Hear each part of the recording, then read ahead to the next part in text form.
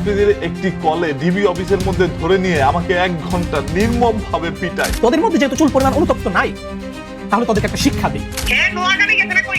কোরআনের কসম কেটে বলে আমি হয়তো ইমলাউজ করছি।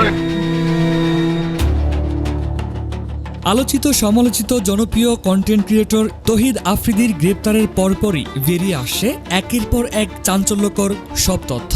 তৌহিদ আফ্রিদির একটি কলে ডিবি অফিসের মধ্যে ধরে নিয়ে আমাকে 1 ঘন্টা নির্মমভাবে পিটায়। গতকাল দিবাগত রাতে বরিশালের নিজ দাদাবাড়ি থেকে গ্রেপ্তার হন তৌহিদ আফ্রিদি। গ্রেপ্তারের মুহূর্তে তিনি দাবি করেন তিনি সেখানে শুধুমাত্র দাদার কবর জিয়ারত করতে এসেছেন।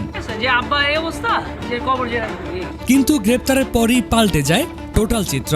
স্থায়ী প্রতিবেশীরা জানান তারা কেউই জানতেন না আফ্রিদি তাদের এলাকায় অবস্থান করছেন, বরং গ্রেপ্তারের পরেই তারা বিষয়টি জানতে পারেন। প্রাণীও না দোজনারা এখানে বা এই ধরনের কোনো ব্যক্তি আছে এখানে কিনা আমরা এটা কিছু জানতাম না। বাবা গ্রেপ্তারের পর আফ্রিদি আত্মগোপনে থেকে দাদাবাড়িতে লুকিয়েছিলেন।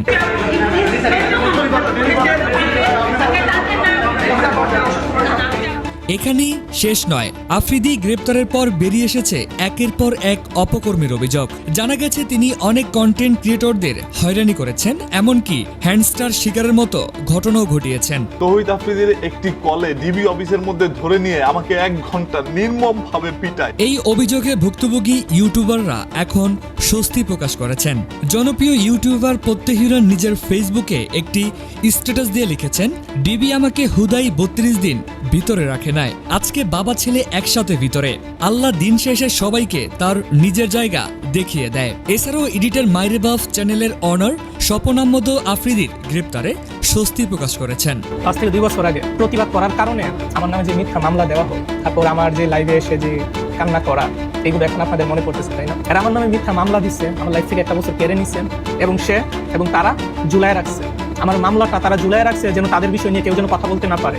তো এরা ভাবছে যে স্বপনকে জুলাই রাখি যেন সবাই বুঝতে পারে যে আমাদের সাথে কথা বললে আমাদের ক্ষমতা ছিল, তখনের কথা বলতেছি, যে ক্ষমতা ছিল কেউ যেন কথা না বলে আমাদের বিষয় নিয়ে, সেই জন্য আমাকে ঝুলাই রাখছিল।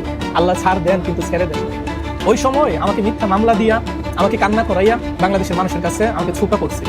আর সেইটা দেখে তারা অনেক খুশি, তারা আমার সেই মামলা তারা তুলে নেয়, বরং কোর্টের মাধ্যমে কোর্ট থেকে সেটা শেষ হয়ে গেছে। কোর্ট যখন জানতে পারলো যে সেই মামলাটা মিথ্যা ছিল, সেটা